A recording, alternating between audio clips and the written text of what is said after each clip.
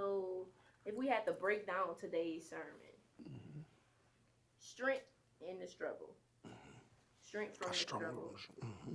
Um, so what would you say was a high point? Before I get into what I thought was high points, Okay. what Okay. would you say was a high point in, um, not even from reaction, but what you were trying to communicate?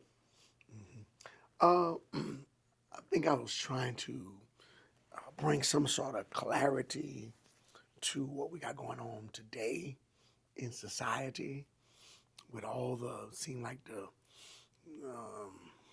calamity, just all the unease and the fear that seemed like a lot of people have. I wanted to kind of address it in a subtle way, in a sense, to show that what we go through is biblical as well, Mm-hmm. and to show the people how the people in uh, Bible times, how did they fare, pan out under certain stresses, because we face some of the same stresses today. And these things are common to men. It seems like people get all out of whack. So I wanted to give a godly perspective on trouble, trials, and afflictions to kind of see how we can come out and how we're going to come out and what's happening to us, what's really happening to us, and how we can grow from this. Yeah. So I think I wanted to stress that the more they were afflicted, the more they grew. I wanted the people to understand that afflictions, when it comes to God, if He's sovereign over our life, then, as I said earlier, Pharaoh could be trying to crush Yeah. the Israelites, but God is sending us through cross training. So He's trying to crush, but God is sending us through cross training. And so His plan got hijacked. His plan got reversed. Yeah. His plan got backfired. It didn't do what he was trying to break their spirit. And so kind of like I wanted to show that, we're in a system today, in the world today, still trying to break our spirit. Their spirit never broke. The Mm-hmm. weight worked for them. Yeah. So it made them stronger. Yeah. So that was a angle that I was trying to push. And even just picking up like Old Testament Exodus to relate to, like you say, those problems Modern day. of today. Like Mm-hmm. how did you settle in on that topic for today? And I suppose even drawing it in, like you mentioned, to Mother's Day as well, with the midwife as well. Like Right. how do you settle in to see the correlation between today and like the biblical terms of then, to Yeah. hone in that message today? Uh, I think it was Thursday. I want to say Thursday. The midwives come to my mind, and so I went looking at the midwives. Right, and most of the time I'm always pretext, post Mm-hmm. text, context, so you don't count the text. So I'm always so like, so when I get to the midwives, of course, I went up a little bit to kind of, Gotcha. always refresh myself on the story, knowing the story.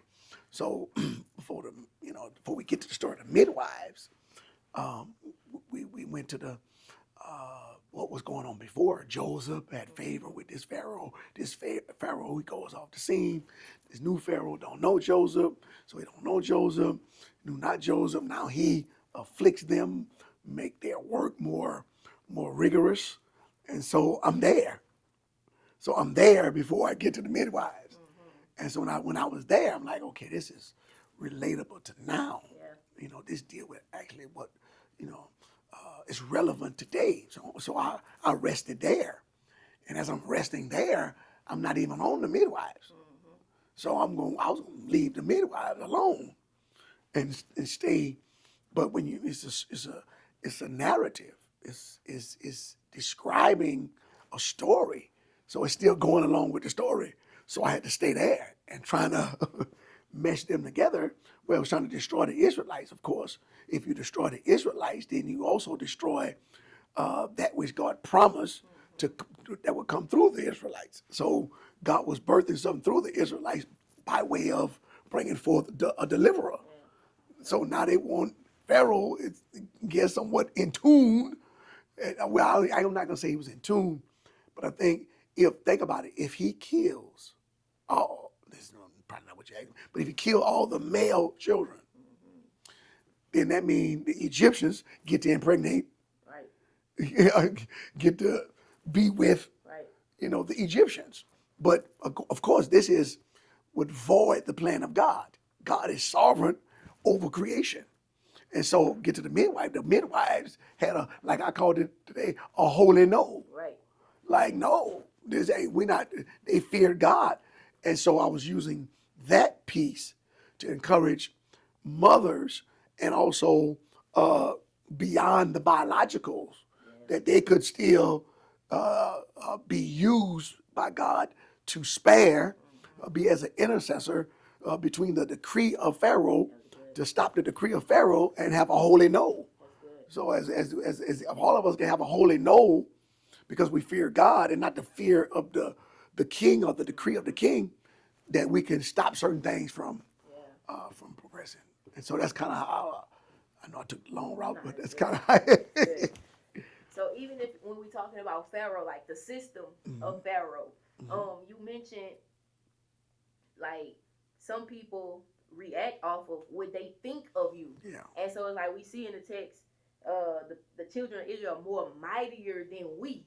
And so they reacted just on the strength of that, and that's what caused them to afflict. So like communicate what are we to do when the systems, like when they set ceilings for us, how do we navigate that? You know? Again, they saw potential, right? They in bondage, and they saying they more. So they were driven by fear, right? And they were driven by fear. They acted upon their fear. Maybe saw the potential, saw what possibly could happen. And sometimes we have to see our potential and not just always looking at what they see in us, because they're going to be driven by fear. We should be driven by faith. So I got to see what's in me. I got to know what's in me. I got to know what my purpose and what was in store for me. Of course, this was divine providence over their life, because God had spoken to Abraham, told Abraham his seed was going to multiply. So Pharaoh couldn't do nothing in actuality, because God's word was spoken over their lives as to what he was going to do through them. So we have to know who we are, know what God has spoken about us, and understand that outside forces really can't stop God's plan for our life. I can have potential, but once potential get connected with kinetic energy, potential is stored energy. Kinetic energy is energy in motion. So when my potential connects with omnipotence, then that kinetic energy gonna flow, and that's how we navigate. We navigate through it by walking with God, walking in the Spirit, not allowing outside forces to even stop us. Like I said, the system can set a ceiling, but if I serve someone that's higher than the ceiling or the system, then the system don't set my ceiling. It can try, and that's what they do. They try to set a ceiling, but because we're not in that ceiling, that system, that even though they setting a ceiling, we don't operate based on that system. So therefore, they can't dictate our ceiling.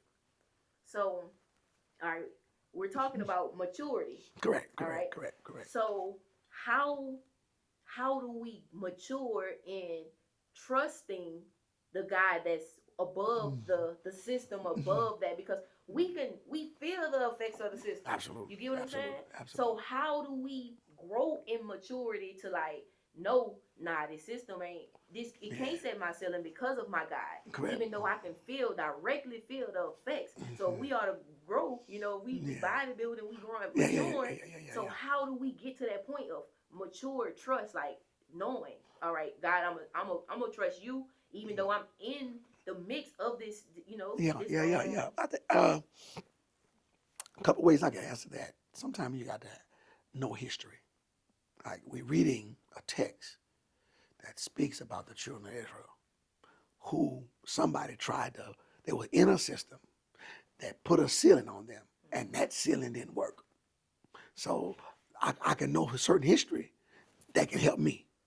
Like that didn't work on them Yeah. simply because they had a relationship with God, or God had them actually in the palm of His hands. Yeah. So I can look at history. I can look at people in my family. I can read, study other people who were afflicted or who trapped in a certain system. I can even go back and read slave narratives and see how they overcame. How did they navigate through? And if we are quote unquote beyond that type of bondage, now then what's holding me back? Yeah. Then I might be holding my own self back because I can think something like if Pharaoh think I'm gonna grow and overtake or join or side with the enemy to overtake him. Well, I can be fearful as well. That fear can demobilize me and make me feel like they don't want me to do nothing. They gon' so I can talk myself out of it, and I can produce doubt within my spirit could be already broken because I might have saw somebody else do it. They didn't make it. So I gotta find the history of success, the history of victory, and put that in my repertoire. And don't ever count the creed out, and have faith that my faith will trump whatever the system is trying to put in place that gives us a ceiling, that try to keep us down. Have anybody broke through that ceiling?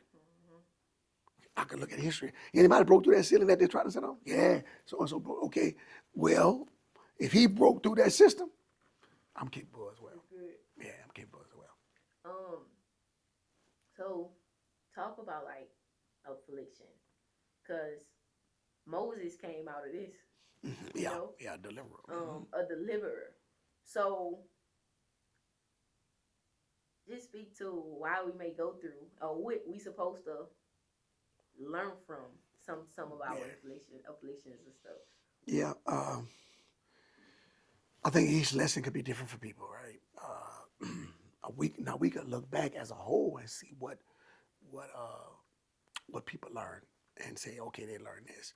But I looked at so when Moses, you brought up Moses saw a burning bush in the desert that wasn't consumed. Now, this is interesting, right? It's in a desert, it's burning, and it wasn't consumed. And he sought to look at it. So one of the things I've always said about this burning bush, that it kind of showed the people they're in a desert place. They're afflicted, but they are not being consumed. Good. They themselves. So Israelites are in a wilderness place, a barren place. They're being afflicted, but the bush is not being consumed. That's good. So one thing we learn from affliction is it does not destroy us.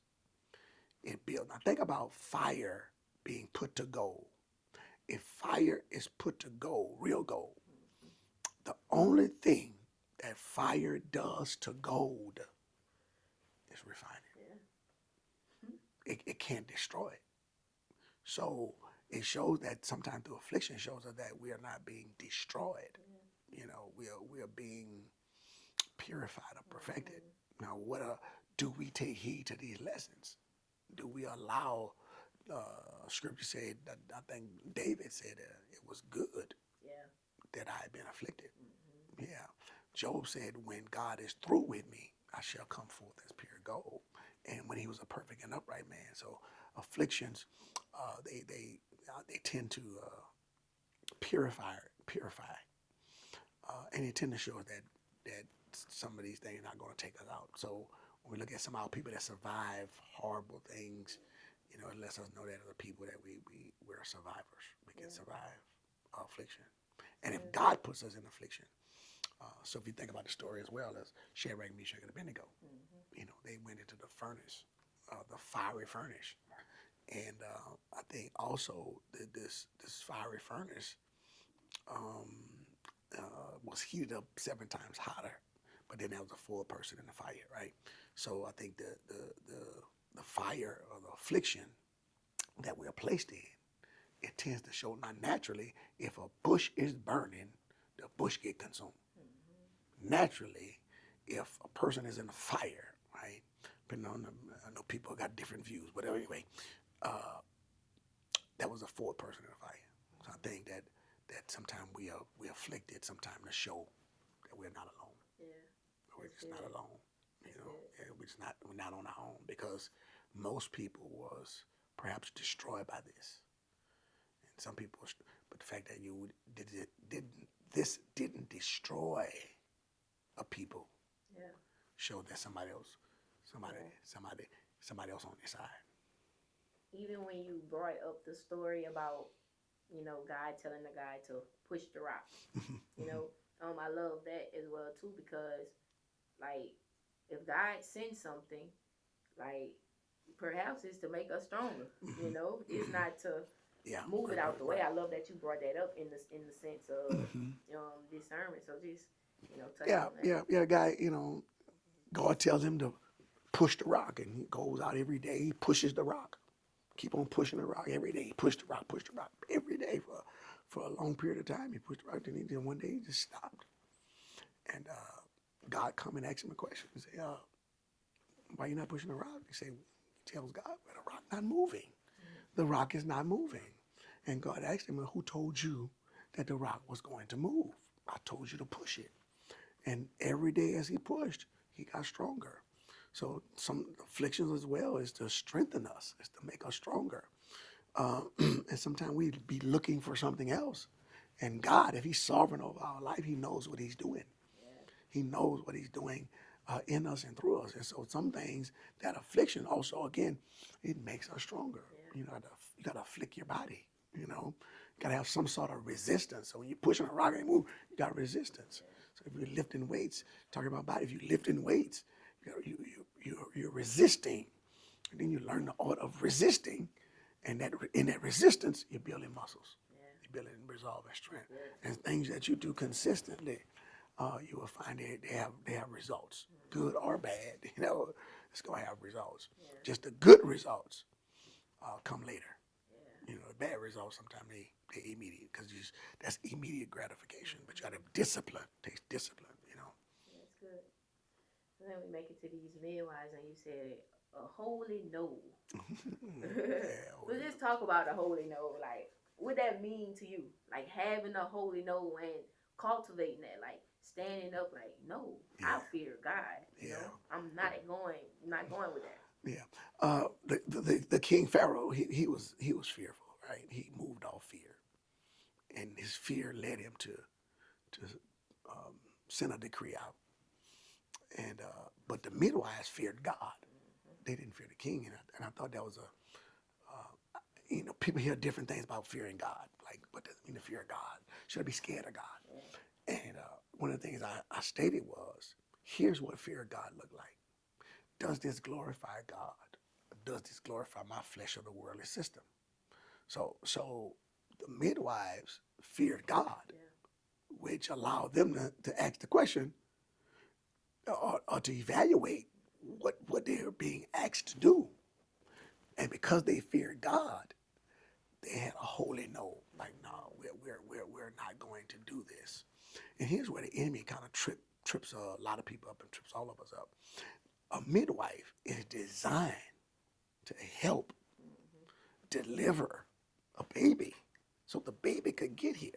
Pharaoh, in turn, trying to twist their purpose up and make them kill or destroy the baby, so it make them not fulfill their purpose, in which the midwife was called to do and designed to do. And so to have this holy no, you have to have more respect for God than anything else. And they were able to say, holy, they had a holy no that they wasn't going. I like the answer. Now I don't want to mess with most people because I got another. I got another way I wanted to use this because this part here is like when they didn't obey. come in and said, what's going on? He said, them Hebrew women ain't like the Right. Egyptian women. Right. He said, when we made it that move, Right. like, yeah. So I think a holy no, it actually comes when you have a reverence for God and a fear of the Lord, a healthy fear. Again, does this glorify God? Or does this glorify our worldly system? And having to wrestle with that sometimes. Does this to glorify God? Does it glorify, satisfy my own desires? Yeah. And so they were people that really feared God. Yeah, And when you fear God, you eschew evil. Mm-hmm. You know, that's what fear of God means, to eschew evil. Job was a perfect and upright man. He feared God and he eschewed evil. So the midwife, they feared God and they had a disdain for evil. And I know you mentioned this already, but I like the way you brought that out, in service about like going past the biological, you know, Mm-hmm. like being able to see, you know, and not like you might be the next prophet, you might be Yeah, the yeah. to bring light to, Mm-hmm. and Mm-hmm. bringing the gift, the stirring of God, Mm-hmm. like bringing it to birth. Mm-hmm. And my brother or my sister, like I love that you brought that out, like just going like, let's go past biological, like Yeah. let's make Mm-hmm. disciples, Yeah, I thought Yeah. that was very Yeah. big. And when you look at these two women, and this is something else I want to. So I'm gonna do. Let me. These two women. Shucks. Uh, uh, but these two women. Zipper, you talking about the name? Yeah. Yeah. Uh, uh, uh, Zipper and Poor. yeah, Sipra and Pua. All right. So when they done this, it says like God was kind to them and built their houses. I like that you said that. Yeah. So when they done this, God became kind to them. So there's some things we could do because sometimes we look for support.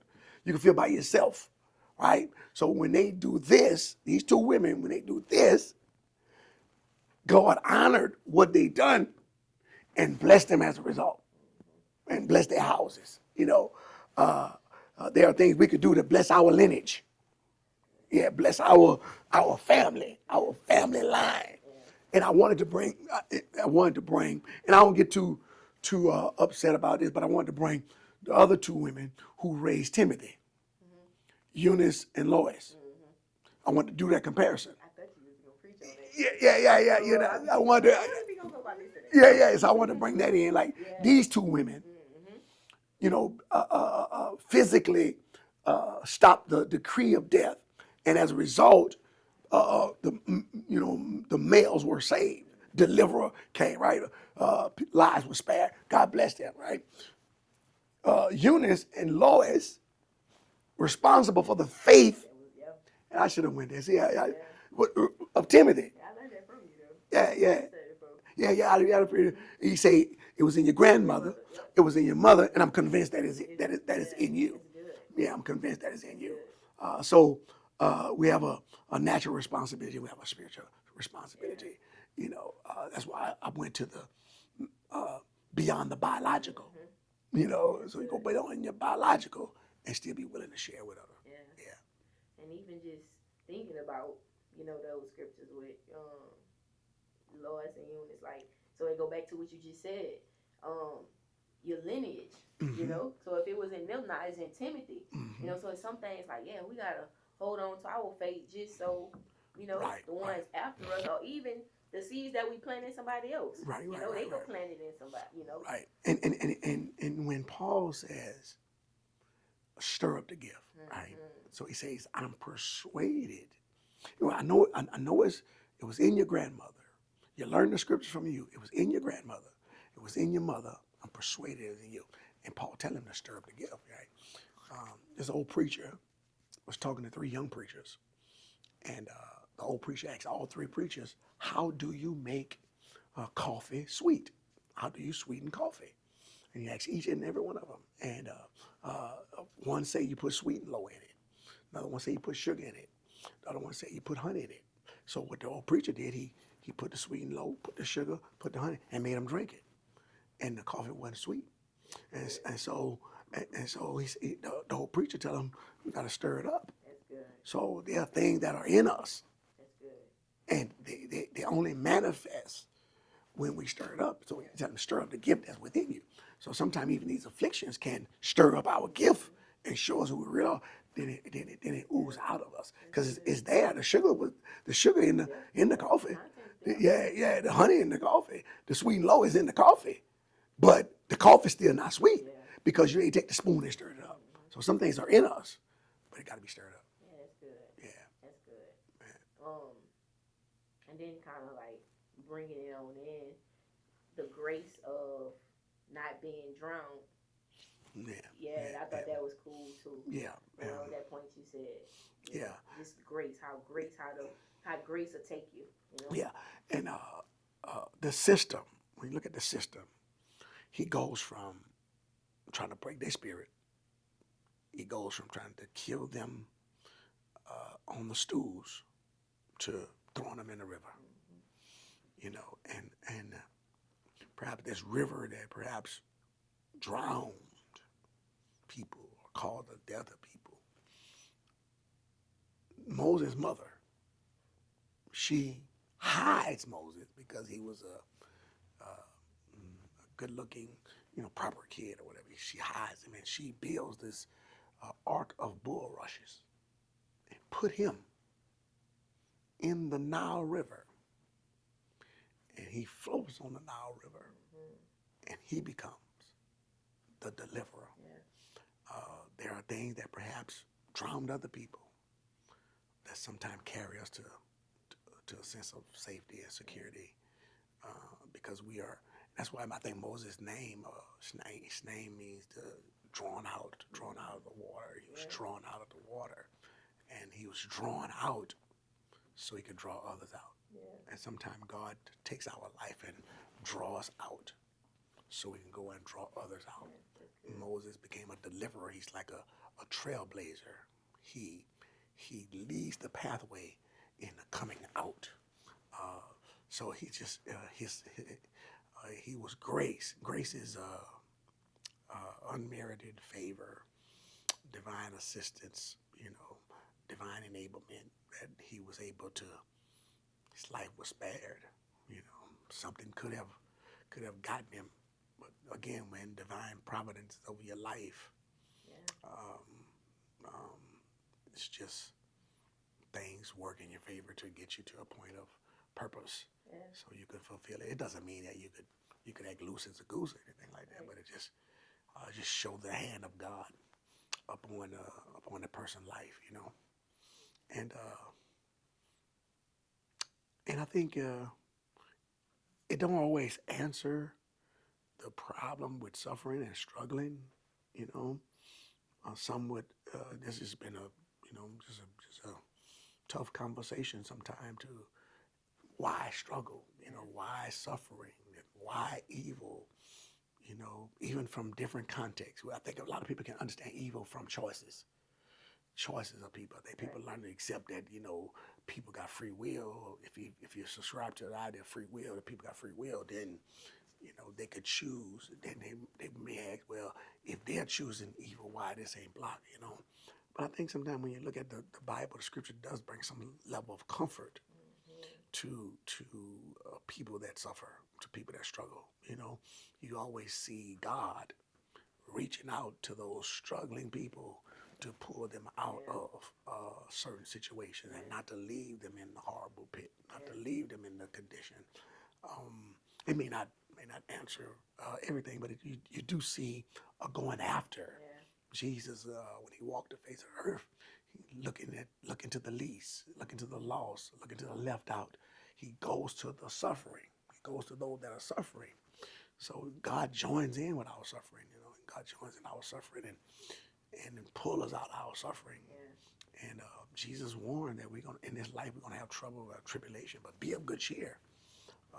So you see that they were in slavery, and God raised up Moses to go rescue them, to go get them out of that, from under those hard taskmasters. And so we believe that even today that we are going to be delivered. We're going to be delivered. From hard taskmasters. So Exhorting words. Uh, I based on like the message today, like I'm a person. I think I'm a person of hope. Right? So my exalting word will be if you look at the things you go through, and but you also look a little bit above what you go through, and you let that struggle, that trial, really work, it's going to produce something greater. Uh, James said, "It's counted all joy when you fall into diverse temptation, knowing that the trying of your faith work it." That word is endurance, being able to bear up under or mature or grow. So my encouraging word would be that if you're dealing with something, that God is producing a level of spiritual growth and spiritual maturity. James said again that you be entire, wanting nothing. In other words, you come to full blossom, full maturity, like a tree. A tree is the seed is planted, it grows. One thing happened to the tree, but the tree can't talk. So the tree can't talk, so the tree can't talk back. So a tree different, but that tree has to be cut in order for it to grow. And so when we go through trials and tribulation, it's a pruning, purging process. And because we're human, we feel it. So it hurts us. But the completion of it uh, is rewarding and we see the fruit of it. But while we're in process, we don't always see it. So that's why we need to have some history with God or have something to stand on. So if I look at James, I can count it all joy, not because of the trial, but I know what it's producing. So when I get my turbulence, I can know that this turbulence is producing endurance that allows me to endure this trial, endure hardness as a good soldier. Maybe God is trying to take us to be more than conquerors. Yeah. Amen. Okay. Amen.